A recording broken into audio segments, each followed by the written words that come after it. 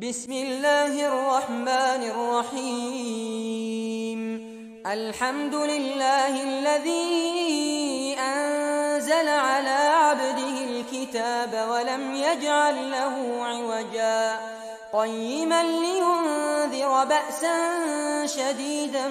من لدنه ويبشر المؤمنين الذين يعملون الصالحات أن لهم أجرا حسنا ماكثين فيه أبدا وينذر الذين قالوا اتخذ الله ولدا ما لهم به من علم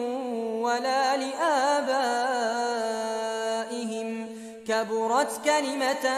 تخرج من أفواههم إن يقولون إلا كذبا فلعلك باخع نفسك على